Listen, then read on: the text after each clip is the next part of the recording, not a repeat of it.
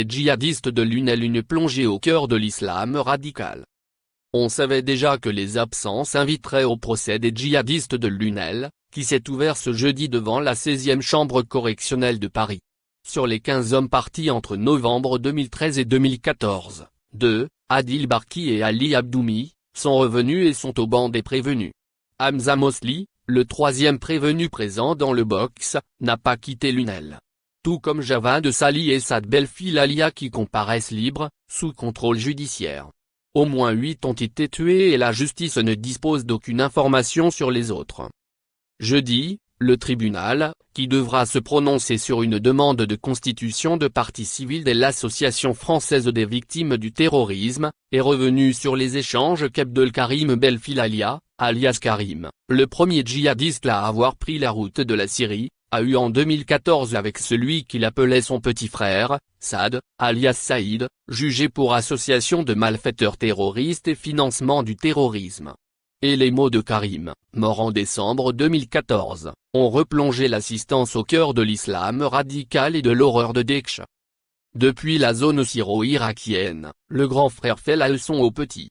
Crachant sur la devise républicaine parce qu'on n'est pas égal devant Allah et que la fraternité, c'est uniquement avec les musulmans. Les djihadistes de Lunel morts? Ils ne sont pas morts, ils sont bien vivants auprès d'Allah. Évoquant les populations locales, qui ont eu du mal à accepter l'ordre nouveau, Karim a cette formule glaçante: t'inquiète pas, maintenant avec une arme, ils savent.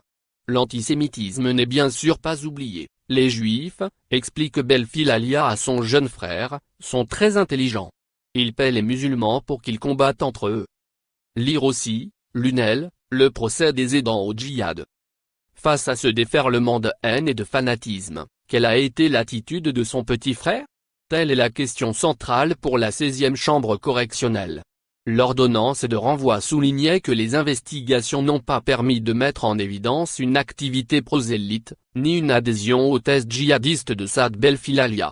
En revanche, il aurait récupéré de l'argent pour son frère, 190 €, aidé la femme de Karim revenue en France pendant un mois au printemps 2014 avant de repartir, l'accompagnant notamment pour aller acheter du matériel, lampe frontale, batterie de secours, montre, demandée par Karim.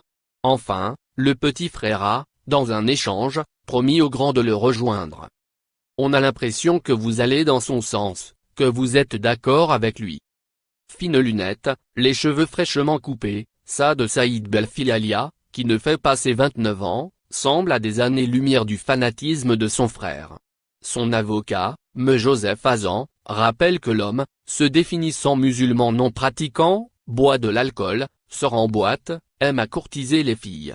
De son vivant, Karim n'a cessé de le sermonner depuis son exil syrien pour qu'il vienne le rejoindre. Et pour qu'il devienne un bon croyant.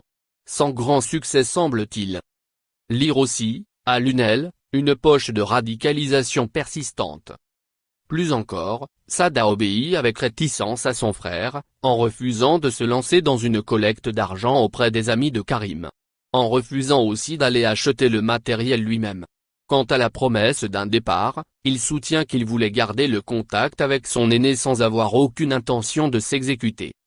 Face à ces assertions, l'accusation doute de cette neutralité et souligne que Saad a bien donné les 190 € à sa belle-sœur, qu'il a bien aidé cette dernière lors de son séjour en France, et qu'il aurait bien menti au cours de ses premières heures de garde à vue en soutenant ne pas connaître cette même belle-sœur.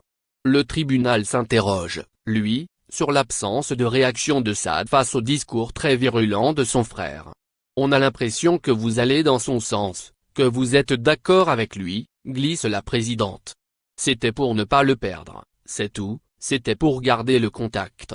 Le procès des djihadistes de Lunel doit s'achever le 11 avril.